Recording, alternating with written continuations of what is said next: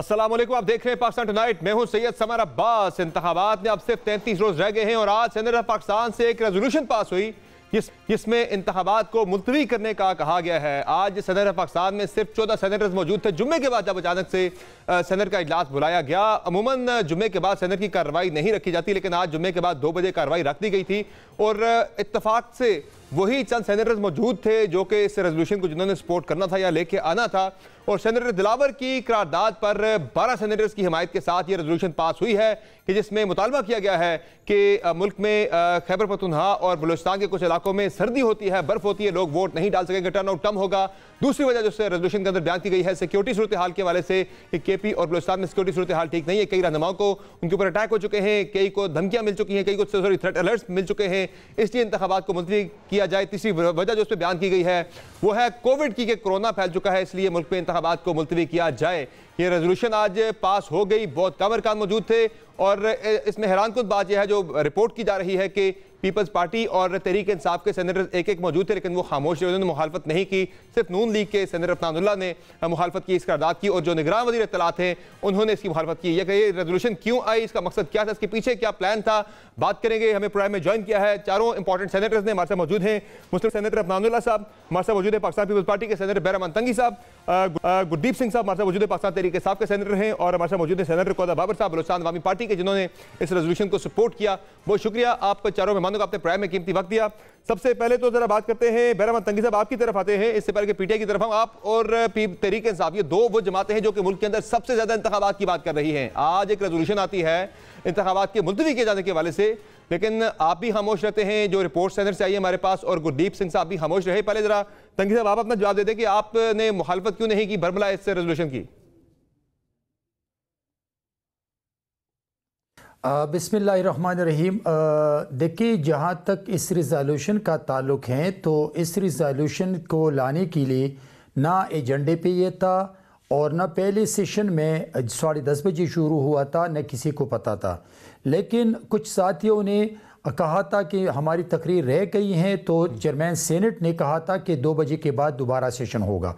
जब 2 बजे के बाद सेशन शुरू हुआ तो मैंने एक स्पीच रिकॉर्ड करनी थी, इसलिए कि मैंने 2-3 दिन पहले एक स्पीच किया था जिसके बाद रात के वक्त मुझे बाहर ममालिक के नंबर से कुछ धमकियां आ रही थी। तो मैंने अपनी स्पीच किया और उसमें मैंने उसकी निशानदही की चेयरमैन सेनेट को कि इसी तरह हो रहा है, और साथ फिर मैंने ये भी कहा था कि अगर हम चाहते कि इलेक्शन वक्त पे हो, शहादा न हो और शहादतें न हो, तो मीडिया के लोग, जनरल मासेस, पॉलिटिकल जमातें और सिक्योरिटी फोर्सेस बैठ के ऐसा माहौल साजगार बना दे ताकि सिक्योरिटी कंसर्न न हो और इलेक्शन हो जाए।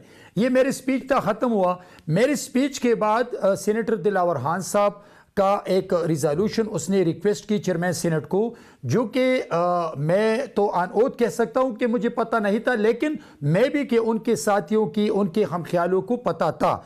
लेकिन चेयरमैन साहब ने पहले इजाज़त नहीं दी कि ये एजेंडे पे नहीं है, तो तमाम उठ के उसको कहा कि नहीं आप इसको इजाज़त दे दी। फिर सेनेट चेयरमैन संजरानी साहब ने उनको इजाज़त दी। जब उसने अपना रिजोल्यूशन टेबल किया तो सेनेटर अफनानुल्लाह साहब ने उसके मुखालिफत में तकरीर की, भरपूर तकरीर की।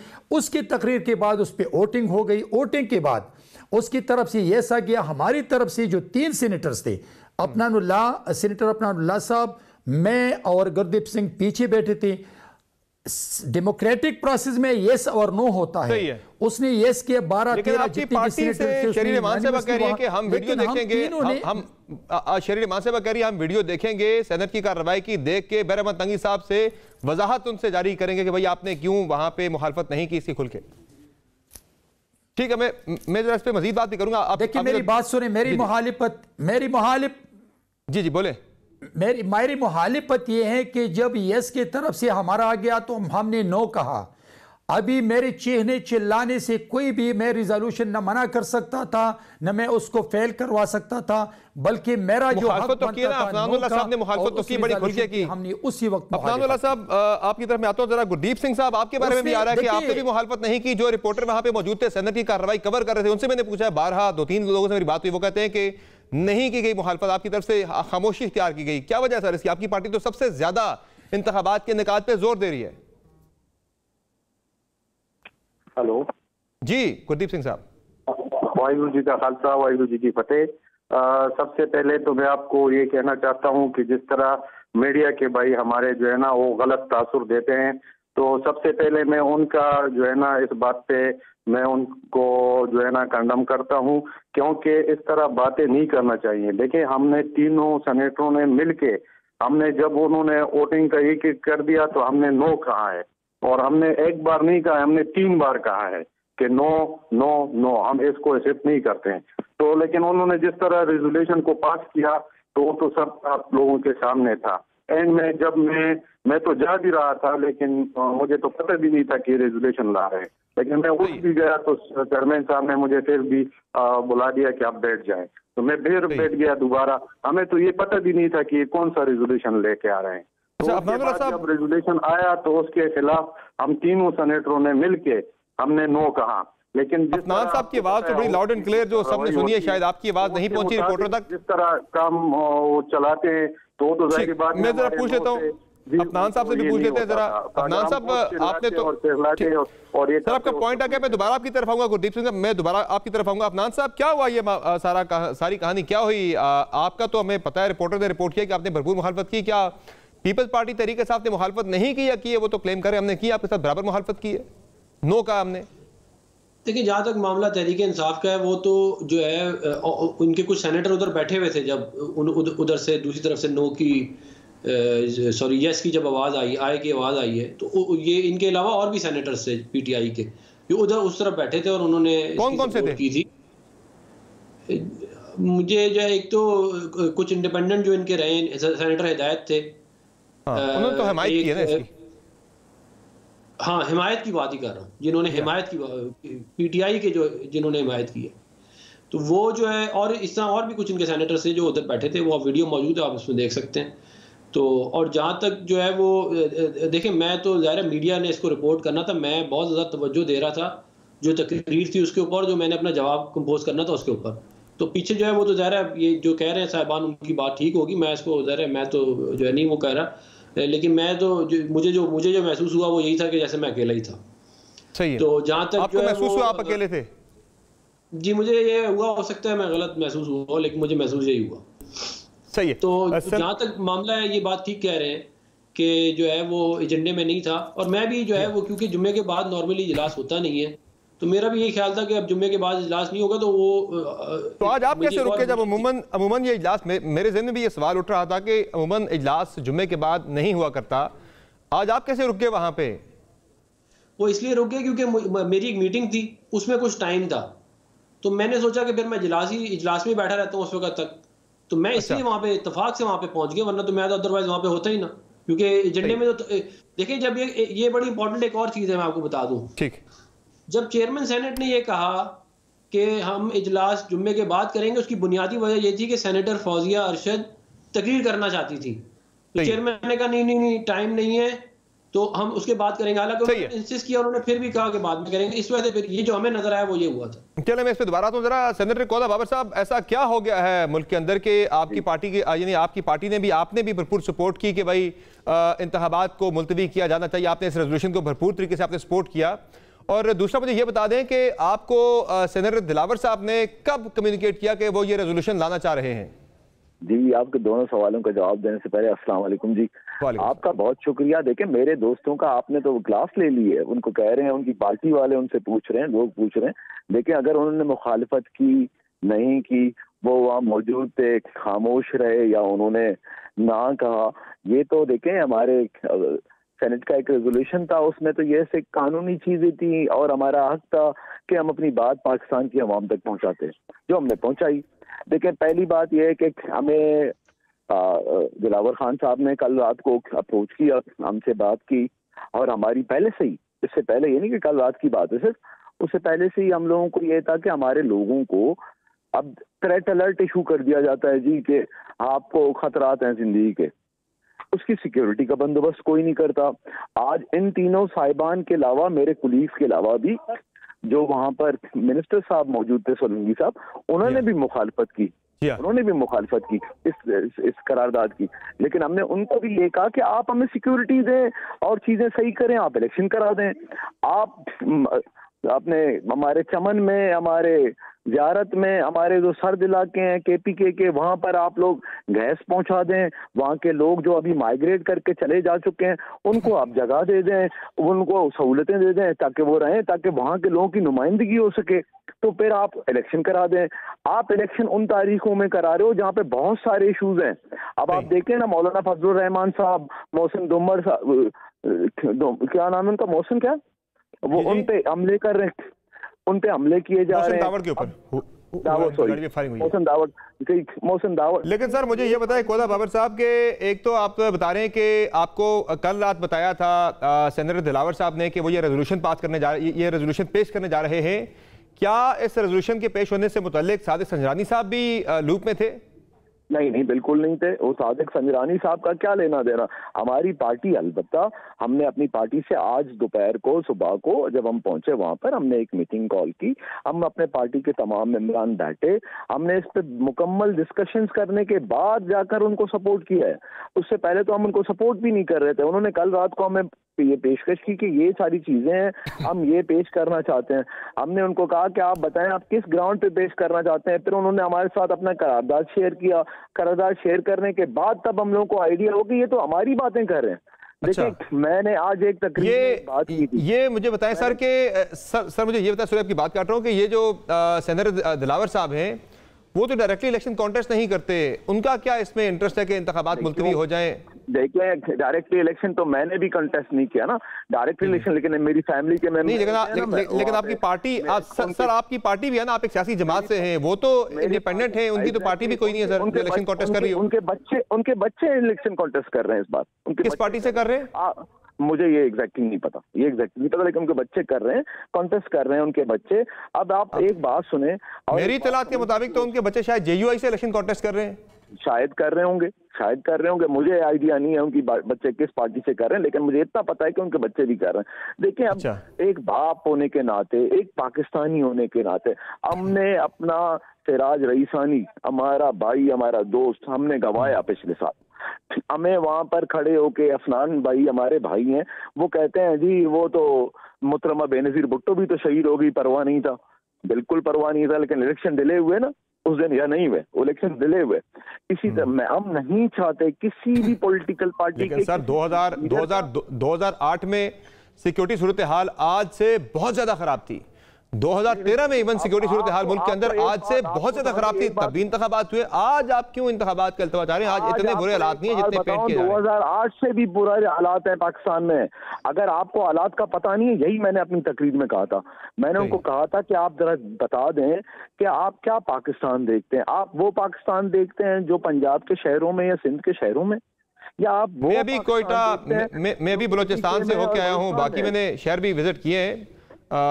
जो इस वक्त रेजोल्यूशन जो बता रही है, फिर कोरोना सर कहाँ है मुल्क के अंदर? कोरोना तो इतना ज्यादा नहीं है, सिर्फ टेस्ट करने का कहा गया था कि हो सकता है। बिल्कुल नहीं है, कोरोना के जिक्र के अलावा उसमें उस रेजोल्यूशन में ये मौसमी हालात का भी जिक्र किया हमने। देखें, वजीर सेहत कह रहे 1% भी नहीं है कोरोना मुल्क के अंदर, और कोरोना को भी आपने जवाब पेश कर दिया कि कोरोना फैल गया। नहीं सर, आप देखें कल से आपके मीडिया पे क्या चल रहा है, दुनिया में क्या चल रहा है, उसको छोड़ दें, मैं उसकी बात नहीं कर रहा। मैं आपसे ये बात कर रहा हूँ कि आप इस बात को देखें कि क्या मुल्की हालात में, इन मामलात में जिसमें कि कहीं पर किसी को सहूलत दस्तयाब नहीं, मैंने तो हुकूमत को चैलेंज किया है ना। हमने तो हुकूमत को कहा है कि भाई आप एक हालात सही करा दें, इलेक्शन आज करा दें, कल सुबह। मैं सर दोबारा आपकी तरफ आता हूँ, मैं दोबारा आपकी तरफ आता हूँ। अब ये बताएं मुझे, तंगी साहब के बिलावल साहब ने भी इस पे बड़ा, उन्होंने जो है शायद नाराजगी का इजहार किया। उन्होंने कहा जी इंतखाबात वक्त पे ही होंगे, कोई इतनी बड़ी मसले बात ही। शहरी वहां से बात कर रही है, बाकी पार्टी के लोग बात करें, खुर्शीद शाह बात करें, वो कह रहे हैं कि कोरम ही पूरा नहीं था, ये रेजोल्यूशन पास कैसे हो गई, पेश कैसे हो गई? आप लोगों ने कोरम की मुखालफत क्यों नहीं की वहां पे जब ये रेजोल्यूशन आ रही थी? बिल्कुल बिल्कुल बिल्कुल आप सही फरमा रहे हैं कि न मैंने और न गुलदीप सिंह साहब ने और न सेनेटर अफनानुल्लाह साहब ने, जब उनका रिजोल्यूशन आ गया तो किसी को भी पता नहीं था कि which type of the resolution वो टेबल करे। जब उसने रिजोल्यूशन टेबल किया तो ये एक बात है कि हमने कोरम पॉइंट आउट नहीं किया है, लेकिन बात यह है, मैं एक यहाँ पे एक बात क्लियर करना चाहता हूँ कि जब जैसे अफनानुल्लाह ने कहा कि फौजिया अरशद साहबा की कि एहतजाज पर ये 2 बजे का सेशन किया गया और हमारे साथियों की देखिए मुस्लिम लीग नून के सेनेटर हैं, पीपल्स पार्टी के सेनेटर हैं, अवामी नेशनल पार्टी के हैं, जमीयत उलमा इस्लाम के हैं, पुख्तनख्वा मिल्ली अवामी पार्टी के हैं। तो अगर ये तमाम सेनेटर जो अगर मौजूद होते तो आज ये नौबत ना होती। बिल्कुल मैं इस गलती को सबसे ज्यादा इलेक्शन तो करता हूं कि अगर हम करते तो ये जोरों शोर से नहीं। देखिए पीपल्स पार्टी के एक स्टैंड है, नहीं देखिए पीपल्स पार्टी के स्टैंड है कि 8 फरवरी पे इलेक्शन हो और इलेक्टेड बॉडी पाकिस्तान की बागडोर संभाल करके पाकिस्तान और इदारों के लिए काम करे और पाकिस्तान को मुश्किल से निकाले। इसमें तो दो राय नहीं है। सर मैं इस पे आता हूं दोबारा आपकी तरफ। गुरदीप सिंह साहब ठीक है सर, मेरे पास टाइम को देखिए मैं इसी पे बात करूंगा उनसे जरा कि कोरम पे क्यों नहीं की गई निशानदेही। जी गुरदीप साहब। इस तरह है कि कोरम का तो आपने बिल्कुल सही वजह फरमाया, लेकिन कोरम तब पॉइंट आउट होता है कि हमें पहले से कोई ये मिलता है रिजर्वेशन की काफी, तो हमें तो काफी भी नहीं मिली थी। जब हमें समझ आया तो इन्होंने यस और यस पे बात की, तो फिर उसके बाद हमने उनको नो कहा और हमने उसकी मुखालिफत की तीनों सेनेटरों ने मिलके। लेकिन वो तो जाहिर बात है अगर हम वोटिंग का कहते तो फिर भी उनकी मेजॉरिटी ज्यादा थी। कोरम का कहा जा सकता था सर, अलबत्ता कोरम पॉइंट आउट हो जाता तो शायद काउंटिंग भी ना होती, रेजोल्यूशन पास ही ना होती, नलिफाई हो जाती सारी कार्रवाई। वो तो जाहिर बात है, लेकिन हमने तो ये समझा था कि रेजोल्यूशन के बाद में हमें पता चला ना कि क्या करना चाहते हैं। तो जब हमें समझ आई बाद में तो फिर उन्होंने अपना रेजोल्यूशन ये किया था, हमने नो कहा। तो उसके बाद जो है ना सेनेटर भी सारे मौजूद नहीं थे, ना हमारे पार्टी के इतने सेनेटर थे और ना और पार्टियों के थे। हम सारे पार्टियों के एक बंदे बैठे थे और उन्होंने भी मुखालिफत की, मैंने भी। ठीक है अफनान साहब, ये अफनान साहब कोरम की जो बात हो रही है इस पे जरा आप अपनी राय दीजिएगा। कोरम पॉइंट आउट क्यों ना हुआ और रेजोल्यूशन पास हो जाना, मुखालफत बेशक आपने की लेकिन रेजोल्यूशन पास हो गई, चाहे 12 लोगों ने सपोर्ट किया, पास हो गई और इसका पास होना ज़ाहिर है इसका इलेक्शन पे असर तो डायरेक्टली कोई नहीं पड़ना, इलेक्शन इससे मुलतवी नहीं हो सकते, लेकिन ज़ाहिर है एक सेनेट के प्लेटफॉर्म से ये रेजोल्यूशन का आना एक बड़ी अहमियत का हामिल है।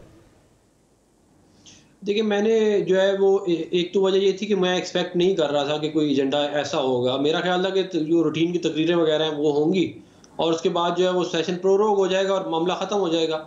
लेकिन जब उन्होंने ले किया बिल तो फिर मैं सुनना चाहता था कि वो बिल क्या है।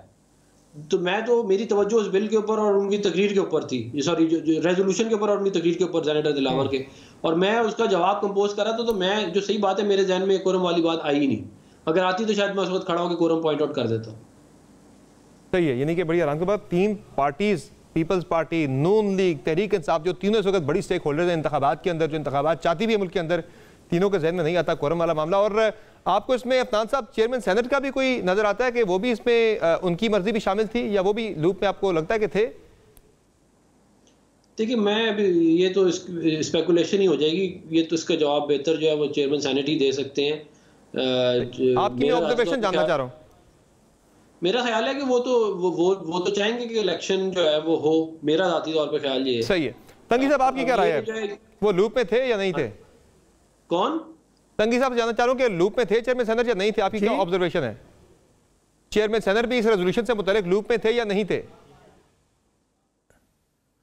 नहीं देखिए मैं आपको बता रहा हूँ, ये तो चेयरमैन, ये जो जिसका रिजोल्यूशन है तो उनको पता होगा, लेकिन मैं समझता हूँ कि जैसे कौदा बाबर ने कहा था कि ये आपस में इन लोगों का मुशावरत था, इन लोगों के प्रोग्राम था कि इसी तरह ये हम रिजोल्यूशन ला रहे। लेकिन एक बात है कि अभी अगर मैं आपको कहूँ कि उनके साथ मुशावरत की गई तो भी गलत होगा, अगर मैं कहूँ कि नहीं, तो आई थिंक कि वो उनका अपना मर्जी था और उसने अपना रिजोल्यूशन लाया। बहुत शुक्रिया आप चारों सीनियर सेनेटर साहिबान का, अपने प्रोग्राम में अपना कीमती यकीनी तौर पर इस रेजोल्यूशन के आने के बाद मुल्क में एक डिबेट शुरू हो चुकी है, एक हलचल जरूर मच चुकी हुई है और तमाम सियासी जमातें इस पर बड़ी खुल के अपनी राय का इजहार कर रही हैं। पीपल्स पार्टी रेजोल्यूशन से अपने आप को डिस्कस कर रही है, तरीके से अपने आप को डिस्कस कर रही है, नून लीग ने तो बड़ी खुल के इसकी मुखालफत की है। देखते हैं इसका इम्पैक्ट क्या आता है और इम्पैक्ट इसका प्रैक्टिकली तो कोई नहीं बनता, लेकिन एक डिबेट ऑब्वियसली मुल्क के अंदर शुरू हो चुकी है जो कि इलेक्शन के इनेकाद के वाले से खुशाइन बिल्कुल भी नहीं है। एक ब्रेक लेते हैं, ब्रेक से वापस आएंगे, बात करेंगे 2024 कैसा रहेगा, बात करेंगे मुल्क के मुख्तलिफ जो माहिर फल्कियात और इल्म आदाद हैं उनसे बात करेंगे। एक ब्रेक के बाद हमारे साथ रहेगा।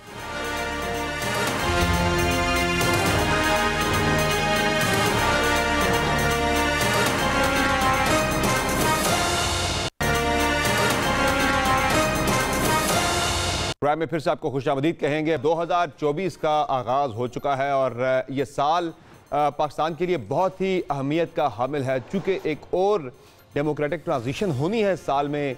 इसी साल चीफ जस्टिस भी तब्दील होंगे और दीगर बहुत सारी ऐसी अहम ओहदों के ऊपर तब्दीलियाँ आएंगी, नए लोग आएंगे। सियासी जमातें जो हैं, सियासी लीडरान हैं पर्टिकुलरली, उनके हवाले से भी ये साल बड़ा इंपॉर्टेंट है। हम बात करेंगे कि किसके सर पर वज़ारत उज़्मा का हुमा बैठता हुआ देख रहे हैं, जो इल्मुल आदात के और इल्म नजूम के माहिरीन हैं। उनसे हम आज के इस प्रोग्राम में बात करेंगे कैसा रहेगा साल 2024 पाकिस्तान के लिए, और बानी चेयरमैन पीटीआई जो हैं क्या वो बाहर आ सकेंगे और सियासत के अंदर उनका क्या रोल होगा इस साल में। ये तमाम चीज़ें डिस्कस करेंगे। पंजाब की वज़ारत आला का मामला बड़ा इंपॉर्टेंट है, उस पर बात करेंगे। हमें प्रोग्राम में एक बहुत ही ज़बरदस्त पैनल हमारे साथ मौजूद है। हमें सब स्टूडियो में ज्वाइन गुलाम अब्बास गुल साहब माहिर फल्कियात हैं और इल्म नजूम हमारे साथ मौजूद हैं। सामिया खान साहब जो कि माहिर इल्म नजूम हैं, और हमारे साथ मौजूद हैं प्रोग्राम में अली जंजानी साहब जो कि माहिर इल्म नजूम हैं और इल्मुल आदात के भी माहिर हैं। बहुत शुक्रिया आप तीनों मौजूद मेहमानों का अपने प्रोग्राम में कीमती वक्त दिया। सबसे पहले ज़रा गुलाम अब्बास गुल साहब आपकी तरफ आते हैं, चूँकि गुफ्तगू इस साल इलेक्शन की ही है। सबसे पहले ज़रा हम इंतखाबात की बात ही करते हैं, चूँकि इलेक्शन का साल है और इस साल का सबसे बड़ा इवेंट जो है वो इंतखाबात हैं 8 फरवरी 2024 के। क्या सर आप देख रहे हैं किसके सितारे ज़्यादा इस वक्त आपको नज़र आ रहे हैं, ब्राइट हैं, और किसके इम्कानात ज़्यादा लग रहे हैं कि उसको हुकूमत मिल सकती है इस साल इंतखाबात के वाले से आपकी कैसा क्या राय? बिस्मिल्लाहिर्रहमानिर्रहीम। बहुत शुक्रिया समर भाई, अल्लाह ताला आपके लिए भी नया साल मुबारक करे और पूरी उम्मत के लिए बहुत सारी उम्मीदें और खुशियों के साथ आसानियाँ पैदा हों। जहाँ तक आपके सवाल का तल्लक है, तो इलेक्शन जो है ये मेरी प्रेडिक्शन थी 2023 के 1 जनवरी को कि 2023 का साल जो है वो इलेक्शन का साल नहीं है और वो खैर अफ़ियत से गुज़र गया है। अब 2024 की बातें होंगी क्योंकि वो माजी का हिस्सा हो गई। अब 2024 में जो तारीख़ दी गई है 8 फरवरी की, तो मेरी ये प्रेडिक्शन थी कि असल जो इलेक्शन का साल है वो 2025 का साल है, और वो 2025 का साल जो है वो आपको अप्रैल से जून जुलाई में जाके इलेक्शन नज़र आते हैं, उससे पहले इलेक्शन नज़र नहीं आ रहे। लेकिन क्योंकि 8 फरवरी का डेट आ गई है, तो अब क्योंकि इलेक्शन की बातें हो रही हैं, तो मैं अभी भी अपनी प्रेडिक्शन पे और अपनी बात पे कायम हूँ कि मुझे नज़र नहीं आ रहा, मुझे इस जायचे में नज़र नहीं आ रहा कि 2024 में 8 फरवरी को इलेक्शन होते हुए नज़र आए। अगर जो आप अप्रैल से जून की बात कर रहे हैं, ये भी 2025 की बात कर रहे हैं, 2025 की बात कर रहा हूँ। और अगर ये इलेक्शन जो है 2024 में अगर होते हैं तो ये इलेक्शन ना होने के बराबर होंगे। इसमें बहुत सारे मसाइल होंगे, बहुत सारी तकलीफ़ें होंगी, और ये कोई इलेक्शन होता हुआ नज़र नहीं आएगा। और अगर हुकूमत बनी भी तो मैं बड़ी कमज़ोर हुकूमत होगी, 2, 4, 5 महीने चलेगी, फिर टूट जाएगी, लोग सड़कों पे होंगे, हालात ख़राब होंगे, कोई मानेगा कोई नहीं मानेगा, कुछ इसी तरह की वो चीज़ें चलेंगी। लेकिन इलेक्शन जो है वो 2025 में ही करना होगा। सही है, आप करें अगर हो भी जाता है 25 में शायद दोबारा में इंतखाबी एक्टिविटी की तरफ जाना पड़ेगा। Very interesting. सामिया खान साहब आपकी क्या राय है इंतखाबात के वाले से? एक तो बर वक्त इंतखाबात का होना और उस इंतखाबात के नतीजे में आपको किस पार्टी की ज़्यादा आपको चांसेस लग रहे हैं, किस पार्टी के सितारे ज़्यादा जिस वक्त रोशन है और किसे गर्दश में? ज़रा सबसे पहले तो समर मौका देने के लिए बहुत बहुत शुक्रिया, और दुआ आपके लिए भी है कि सिर्फ नंबर ही ना बदले, मुकद्दर भी शानदार बदले, आपका भी, पाकिस्तान का भी, और जो सुनने वाले हैं उनका भी जो है। लेकिन एक बात मैं कहूँ कि मैं थोड़ा सा मेरी अपनी प्रेडिक्शन मौजूद थी कि 2023 किसी तौर इलेक्शन का साल नहीं है। तो एक प्रेडिक्शन मौजूद थी कि अगर ये होगा तो 2024 का फर्स्ट हाफ होगा जिसमें इलेक्शन हो जाएंगे, लेकिन अगर मेरे से मशवरा लिया जाए तो 2025 में होने चाहिए। ये मेरी प्रेडिक्शंस ऑलरेडी ऑन एयर मौजूद हैं। लेकिन अब जब 8 फरवरी को रख दिया गया तो समर, क्योंकि मैं आपसे पहले बहुत सारे प्रोग्राम्स कर चुकी हूँ, तो मैंने एक तारीख दी थी कि 13 दिसंबर से लेके 2023 की 13 दिसंबर से लेके 5 जनवरी तक सारे अगर मगर सारे इबहाम दूर हो जाएंगे। खुदा ना करे कोई नागहानी वाक़या ना हो, अगर 5 जनवरी तक ऐसा कुछ नहीं होता, अल्लाह ना करे पाकिस्तान की ज़मीन पे, तो फिर बंदियाल साहब की बात को मैं सेकंड करूंगी कि पत्थर पे लकीर है कि इलेक्शन 8 को हो जाएगा इंशाल्लाह। और फिर एक बात और है कि 5 जनवरी से फ़ौज का सितारा बहुत स्ट्रॉन्ग होने जा रहा है, तो मेरा ख्याल, अच्छा जुडिशरी का इदारा भी स्ट्रॉन्ग होने जा रहा है, तो जहाँ से समर अगर मैं इसको 2 जमा दूँ, क्योंकि ये अंदाज़ों का इल्म है और सितारों के अंदाज़ों से स्टोरी बनाई जाती है। गलत होना मंजूर है मुझे तो, लेकिन मैं वही बात करूँगी जो समझ में आती है। तो मुझे तो ये लग रहा है कि 5 और 10 जनवरी से पाकिस्तान की ज़मीन पे सुकून हो जाएगा अल्लाह के हुक्म से। इदारे केपेबल होंगे कि वो पीसफुली इलेक्शन को करवा सके, मुझे ये नज़र में आता है। तो पहली बार मेरा गुल साहब से थोड़ा एहतराम के साथ इल्मी इख्तलाफ जो है ना वो नज़र आ रहा है मुझे। सही है।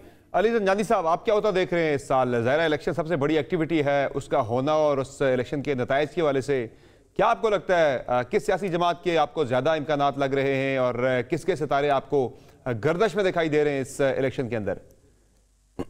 बहुत शुक्रिया समर आपका। आपको देखने वालों को नया साल बहुत बहुत मुबारक हो। और 2024 का जो साल है, चूँकि सटन ईयर है, इसका ताल्लुक सटन का पाकिस्तान के नसीब से है, पाकिस्तान की इवन अदलिया से है, पाकिस्तान के इदारों से भी है। और 8 फरवरी की जो डेट रखी गई है, ये बहुत अच्छी डेट है, क्योंकि मार्स इसमें शर्फ का है, एग्जॉल्टेशन में है। और मार्स चूँकि रूल करता है इदारों को भी, फौज को भी, फौज भी स्ट्रांग नज़र आ रही है। और मैं ये देख रहा हूँ कि मुमकिनात में है कि इलेक्शन इंशाल्लाह बिल्कुल हो जाएंगे, बड़े अच्छे तरीके से, अच्छे अंदाज में इनको कंडक्ट किया जाएगा। इसके बहरहाल जो नताइज होंगे वो शायद तस्लीम करने वाले ना हों। और इस इलेक्शन के अंदर चूँकि वीनस उस दिन काफ़ी वीक है, कि जो लोग वोट डालने आएंगे टर्नओवर काफ़ी कम दिखाई देता है वीनस की खराबी की वजह से। और एक मिक्स किस्म की नजर आ रही है कि जो पाकिस्तान को आगे लेके चलेगी। और बहरहाल 2024 का साल पाकिस्तान के अंदर, चाहे वो इलेक्शन हो, चाहे वो मईशत हो, चाहे कोई भी शोबा हो, कि पाकिस्तान की इस्तेहकाम का साल है, स्टेबिलिटी का साल है। अगले आने वाले सालों 2024 में एक ऐसी बुनियाद पड़ने जा रही है, अब यूं कह लें कि ये सरप्राइज का साल होगा, कि जो आने वाले कई सालों तक पाकिस्तान की बेहतरी की बुनियाद, क्योंकि जितनी खराबी होनी थी गुज़श्ता बरस भी जब आपने प्रोग्राम किया था, आपने इलेक्शन का पूछा, चूंकि केतु ईयर नंबर 7 की फिगर में कभी भी पाकिस्तान की तारीख में इलेक्शन नहीं हुआ, और 2024 में बिल्कुल ये होगा। और पाकिस्तान के लिए ये इलेक्शन बेनिफिशियल इंशाल्लाह रहेगा, चाहे कोई भी गवर्नमेंट आए, लेकिन इदारे बहुत ज्यादा मजबूत हो जाएंगे इस इलेक्शन के हो जाने के बाद, और इकोनॉमी भी स्टेबिलिटी की तरफ इंशाल्लाह जानी शुरू हो जाएगी। इकॉनमी अगर इस्तेहकाम की तरफ जाती है तो ऑब्वियसली पाकिस्तानी आवाम जो हैं उनके बारे में भी हम होप कर रहे हैं कि उनके हालात भी बदलेंगे। इस पर आगे चल के हम मज़ीद बात भी करेंगे। अब जो सर्वेज़ की अब बात कर रहे हैं, मुख्तलिफ पार्टी के बारे में सर्वेज़ तो आ रहे हैं कि कौन पॉपुलर है, कौन नहीं पॉपुलर, लेकिन सर ज़ाहिर है आपका एक अपना हिसाब किताब, अपना एक आपका इल्म है। सर ये बताएं कि वज़ारत उज़्मा के वाले से बहुत ज़्यादा चहमगोइयाँ बातें चल रही हैं। नून लीग कह रही है कि भाई नवाज़ शरीफ होंगे वज़ीर आज़म, कुछ लोग कह रहे हैं कि शायद नवाज़ शरीफ नहीं होंगे, शहबाज शरीफ हो जाएंगे। पीपल्स पार्टी की तरफ से बिलावल भुट्टो ज़रदारी मैदान में हैं। पीटीआई की जानिब से अभी तक कोई क्लियर नहीं है कि चूँकि बानी चेयरमैन तरीके साहब जो अभी तक उनकी नाइली का मामला सेटल डाउन नहीं हो सका, क्या आपको लग रहा है ये इक़्तिदार का हुमा आपको किसके सर पे बैठता दिखाई दे रहा है? समर भाई, बहुत अहम सवाल है आपका। देखें, अगर मैं इस सवाल को थोड़ा सा और खोलूँ और अपने जायचे को देखूँ तो फिर मुझे आपका जवाब देना बनता है। लेकिन अगर मैं अपने जायचे पे कायम रहते हुए बात करूँ, तो अपनी बात पे कायम रहते हुए बात करूं तो मुझे तो इलेक्शन नज़र नहीं आ रहे, तो वज़ीर आज़म किस बात का? वज़ीर आज़म तो तब बनेगा जब इलेक्शन होंगे, और अगर इलेक्शन होंगे तो मियां नवाज़ शरीफ भी बहुत मुश्किल से वज़ीर आज़म बनते हुए नज़र आ रहे हैं, और उनको बहुत सारी परेशानियों का सामना करना पड़ेगा। और जनवरी का मिड के बाद उनके हालात और ज़्यादा जो है वो डाउन हो जाएंगे, और उनके लिए आगे इलेक्शन, जो इलेक्शन हम खेलने जा रहे हैं, उसमें भी शायद उनके हाथ में कुछ ना आए। ये तो है मेरी प्रेडिक्शन। अब आपके सवाल का जो जवाब है वो ये है कि अभी तक कोई बात ऐसी सामने नहीं बन पा रही जायचे के अंदर कि कोई वज़ीर आज़म बनता हुआ नज़र आए।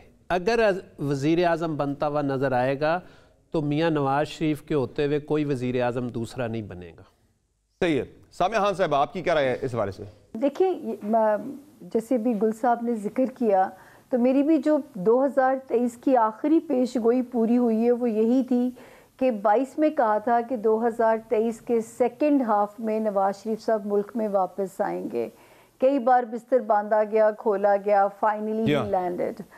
10 जनवरी 2024 से मियां मोहम्मद नवाज शरीफ साहब का सितारा मज़ीद पावर में आने जा रहा है, मज़ीद क्लीन चिट मिलती है, सुरखरू होते हैं, पावर वाला सितारा स्ट्रॉन्ग होता है। लेकिन समर समहाउ मुझे पता नहीं, वज़ीर आज़म की आवाज़ अभी नहीं नज़र आती, या मेरा होमवर्क कमज़ोर है या मुझे नहीं समझ में आ रहा। मुझे मियाँ साहब चौथी बार वज़ीर आज़म, सच्ची बात है मुझे समझ में नहीं आ रहे। कोई सरप्राइज़ हो सकता है। अगर उनकी फैमिली में से देखा जाए तो मियाँ मोहम्मद शहबाज शरीफ साहब के सितारे बहुत स्ट्रॉन्ग हैं। ये मैंने तब भी पेशगोई की थी जब PDM का ज़माना था, और मुझे पता भी नहीं था कि वो बना दिए जाएंगे वज़ीर आज़म। तो जो मुझे अभी भी ऐसा लगता है कि उस फैमिली में जिसका सितारा स्ट्रॉन्ग है इस तरह, तो वो मियाँ मोहम्मद शहबाज शरीफ साहब का है। हो सकता है नवाज शरीफ साहब किंग मेकर बन के दस्ते शफकत किसी पे रख दें, लेकिन वैसे मेरा मशवरा भी होगा उन्हें, लेकिन ये तो मेरा मशवरा तो कोई नहीं सुनेगा। हर कोई वज़ीर आज़म की शेरवानी की ऑब्सेशन होती है, लेकिन मेरे अंदर से आवाज़ नहीं सर आती। मेरा इल्म यहाँ पे थोड़ा मुझे रास्ता नहीं दिखाता चौथी बार वाला। सही है। अली जंदानी साहब, आपकी क्या राय है? किसको आप वज़ीर आज़म बनने के हवाले से स्ट्रॉन्गेस्ट कैंडिडेट देख रहे हैं? सितारे किसके ज़्यादा इम्कानात रोशन आपको दिखाई दे रहे हैं? समर, इसके अंदर सबसे पहले तो ये देखना जरूरी है कि कौन सी पार्टी जो है मेजॉरिटी लेकर जाएगी। 8 फरवरी को जो इलेक्शन होने जा रहा है, उस वक्त प्लैनेट्स की पोजीशन ऐसी है कि कोई भी पार्टी हमें, आप मेरे दूसरे भी इस वक्त सामिया जी और गुल साहब मौजूद हैं, ये भी इस बात में थोड़े से होंगे कि कोई भी पार्टी जो है वो मेजॉरिटी के साथ हमें विन करती हुई दिखाई नहीं देती, कि किसी भी पार्टी का सितारा जो है वो उस तरह से स्ट्रांग नहीं है कि वो आगे चल के पाकिस्तान की जो क़यादत है उसको संभाले। और उसके देखना बड़ा ज़रूरी है कि जो पार्टी मेजॉरिटी में आती है वो किन को फ्रंट पे लेकर आती है। जहाँ तक नवाज शरीफ साहब की बात है, बिल्कुल मैं सामिया जी से कहूँगा कि जब वो वापस आए ग्रहण के दरमियान में, ख़राब वक्त में उनका पाकिस्तान आना ज़ाती हैसियत के एतबार से तो उनको रिलीफ देते हैं, लेकिन वज़ीर आज़म बनते वो दिखाई नहीं देते। गो कि उनकी पार्टी अगर मेजॉरिटी में आती है तो शहबाज शरीफ साहब बिल्कुल वज़ीर आज़म बन सकते हैं। दूसरी जानिब पीपल्स पार्टी में बिलावल जो है वो भी स्ट्रॉन्ग है, लेकिन वो भी मेजॉरिटी के साथ विन करती हुई नज़र नहीं आ रही पाकिस्तान में। तहरीक इंसाफ को अगर परमिशन मिलती है, फ्री एंड फेयर इलेक्शन होता है, तो ये बहुत मुश्किलात खड़ी कर सकते हैं इन तमाम पार्टीज़ के लिए।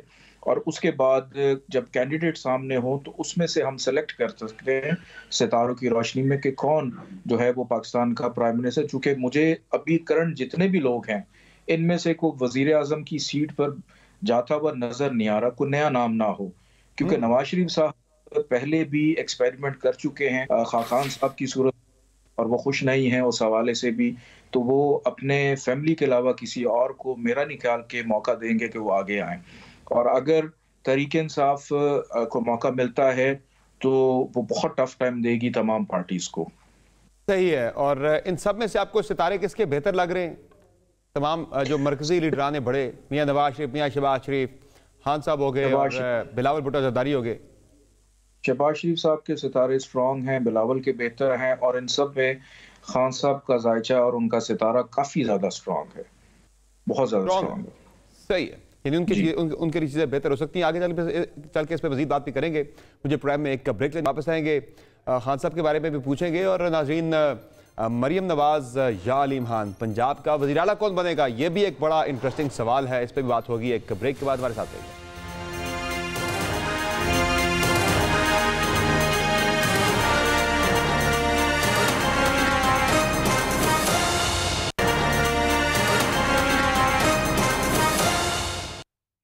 वेलकम बैक नाज़रीन। बात हो रही है 2024 कैसा रहेगा पाकिस्तानियों के लिए, पाकिस्तान के लिए, पाकिस्तान के सियासी जमातों और उनके कायदीन के लिए, क्योंकि ये इलेक्शन का साल है, बड़े बड़े फैसले होने हैं।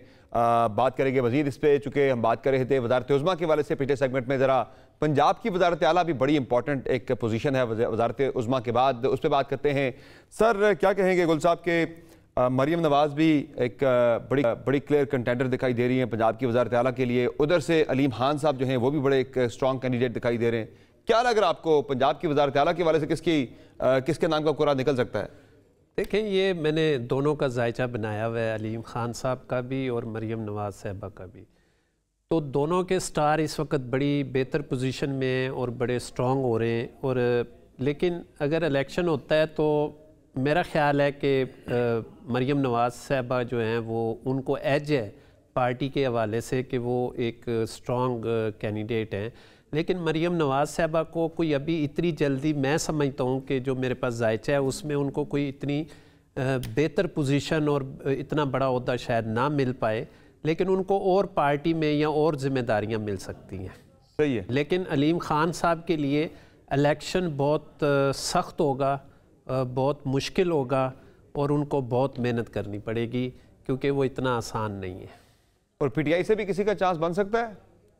नहीं, पीटीआई के लिए जो है ना, मैंने पहले भी बात की थी कि अगर मैं उस पर ज़्यादा बात करूंगा तो फिर ज़रा गड़बड़ हो जाएगी, क्योंकि पीटीआई के इस वक्त जो कैंडिडेट्स हैं वो काफ़ी वीक हैं वहाँ पे, और इसलिए उनके लिए मौका कम बनेगा।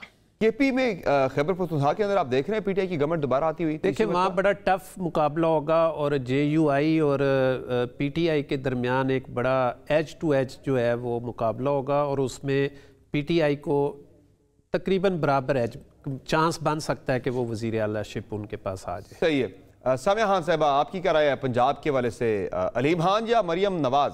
देखिए, अलीम खान साहब के सितारे खासे स्ट्रॉन्ग चल रहे हैं। जहाँ तक मरियम नवाज साहिबा का, क्योंकि ये मैं 3 साल से यही वाला साल कह रही हूँ कि मरियम नवाज साहिबा को कॉम्पनसेशन समर मिलेगी, लेकिन मुझे पता नहीं क्यों 2025 में चांस और इम्कानात रोशन नज़र आते हैं। वहाँ से जो उनका माशाल्लाह पॉलिटिकल टेक ऑफ होगा वो उनको रिवॉर्ड मिलेगा, जो अब तक की उनकी पॉलिटिकल तगोदो है, स्ट्रगल है, और मुझे इस साल में इतना बड़ा मनसब उनके लिए भी समझ में नहीं आता। और अलीम खान के लिए आप कह रही है कि चांस उनका बन सकता है, फिर इसका मतलब है या नून लीग से कोई और आ सकता है? जी, सितारे उनके खासे स्ट्रॉन्ग चल रहे हैं।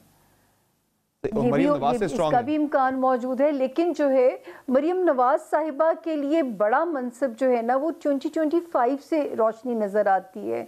उनको बिल्कुल कॉम्पनसेशन है, हो सकता है 2024 में जो मिले उससे बेहतर पोजीशन 25 में उनको मिले, लेकिन जो है मुझे 2025 में उनके लिए बड़ी रोशनी नज़र आती है।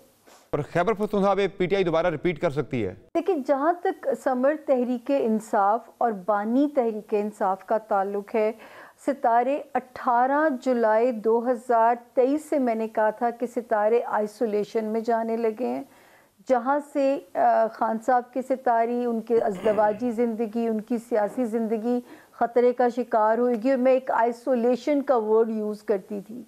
तो 2024 कंटिन्यूटी अभी है। हाँ, 20 मार्च 2024 से समर एक रिलीफ की शक्ल बनती है, या वो किसी डील के नतीजे में ही बनती है। अब ये खान साहब की फ्लेक्सिबिलिटी के ऊपर है कि वो अपने आप को कितना रिलीफ दिला पाते हैं, क्योंकि जो है 20 मार्च 2024 से रिलीफ की शक्ल उनके लिए नज़र आती है। इंटरेस्टिंग। पावर की शक्ल नहीं, पावर नहीं 2024 में समझ आती, रिलीफ की शक्ल नज़र आती है। Very interesting. अली जंजानी साहब, आपकी क्या राय है? आप पंजाब में किसके हाथ में पावर आती देख रहे हैं, अलीम खान के या मरियम नवाज के या किसी और कैंडिडेट के? अच्छा, ऐसा है कि मरियम का है वर्गो असेंडेंट है इनका।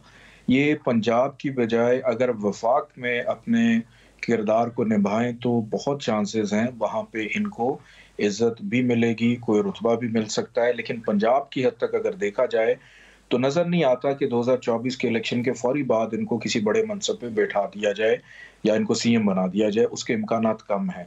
जहाँ तक अलीम खान साहब की बात है, जो कि मार्च इनको रूल कर रहा है, अलीम खान साहब एक अच्छे दौर से गुजर रहे हैं, लेकिन अनफॉर्चुनेटली इनके जायचे में एक प्रॉब्लम ये है कि हमेशा कुर्सी के करीब आके दूर चले जाते हैं, कि काम ये बहुत बड़े बड़े करते हैं लेकिन इनको उसका सिला उस अंदाज में नहीं मिल रहा होता जैसे इनको मिलना चाहिए। और यही इनके साथ इस इलेक्शन में भी होगा, मेहनत भी करेंगे, नताइज इनकी फेवर में भी आएंगे, लेकिन हो सकता है बिल्कुल एंड पे आके इनको रिवर्स कर दिया जाए और इनको सीएमशिप जो है वो ना मिल सके, कोई और नाम आ सकता है। इन दोनों को सीएमशिप के हवाले से बहरहाल मैं पंजाब में नहीं देख रहा हूँ 2024 में। दूसरा जो हम बात करते खान साहब के बारे से, क्या उनको कोई आप बड़ा रिलीफ मिलता हुआ देख रहे हैं क्या? बिल्कुल, खान साहब की रिलीफ का दौर 15 दिसंबर से स्टार्ट हो चुका हुआ है। 15 दिसंबर 2023 से मार्च का महीना बड़ा इंपॉर्टेंट है, इसमें एक बड़ा रिलीफ उनको मिलेगा। फिर मई का महीना और ज्यादा इंपॉर्टेंट है 2024 का, कि उसमें मुकम्मल तौर पे हर तरफ से इनको रिलीफ मिलता हुआ दिखाई देता है और खान साहब दोबारा से आवाम में आकर अपनी सियासी जो एक्टिविटीज हैं उनका आगाज भी करेंगे। लेकिन उनके मिजाज में खासा तब्दीली जो है वो आपको नजर आएगी, ठहराव नजर आएगा और अपनी सियासी चाल बेहतर अंदाज में चलने की कोशिश करेंगे। और जो उनकी सियासत में एग्रेशन होती है, जिस तरह से वो कहते हैं मैं और ज्यादा खतरनाक हो जाऊंगा, पर ये चीज अब उनकी सियासत में नजर नहीं आएगी क्योंकि सैटर्न का ईयर है और ये ईयर इनको इस तरफ जाने नहीं देगा और उनके मिजाज में हम्बलनेस रहेगी। और जहां तक आप पूछ रहे थे केपीके में, बिल्कुल तहरीक इंसाफ जो है वो मेजॉरिटी से विन करती हुई दिखाई देती है। हो सकता है उनकी गवर्नमेंट बन जाए वहां पे। सर आपकी क्या राय है बानी चेयरमैन तहरीक इंसाफ के वाले से, कि उनके लिए साल कैसा हो सकता है, कि उनको रिलीफ आप मिलता हुआ देख रहे हैं कोई, सियासी तौर पे कितना आप उन्हें दोबारा एक्टिव होता हुआ देख रहे हैं? देखिए, मैंने अगस्त में एक प्रेडिक्शन की थी खान साहब के लिए। खान साहब को मैंने 2 मशवरे भी दिए थे और एक प्रेडिक्शन की थी। मैंने कहा खान साहब अब आप जो है ना जेल में जाके जब वापस आएंगे तो अपने आप को चेंज करें और सियासतदान बनाएं, ज़िद और गुस्से को छोड़ें, इंतकाम को छोड़ें। अगर आपने लीडर बनना है तो आप लीडर बन के एक सियासी लीडर बने और आप इस मुल्क को और इस कौम को, जो इतनी बड़ी आवाम आपके पीछे, उनको मायूस ना करें, आप उनको आगे लेके चलें। दूसरा, मैंने उनके लिए एक प्रेडिक्शन की थी कि खान साहब के लिए 2024 जो है उसमें एक पोल बन रहा है, छोटा सा एक पॉकेट बन रहा है जो 16 मार्च से लेके 23 मार्च तक बन रहा है। अगर इस दौरान अगर खान साहब ने कोई सेटल डाउन किया, कोई अपनी एक अच्छी सियासी हिकमत अमली इस्तेमाल की, तो वो जेल से वापस आ सकते हैं। अगर वो ज़ाया कर दिया तो बहुत मुश्किल हो जाएगा, फिर उनका 2024 जो है वो काफ़ी डार्क रहेगा और वो जेल में रहेंगे। सही है, बहुत शुक्रिया गुलाम बाज गुल साहब आपका, सामिया खान साहब आपका और अली जंजानी साहब आपका अपने कीमती वक्त के। नाज़रीन इजाज़त दीजिए, अल्लाह।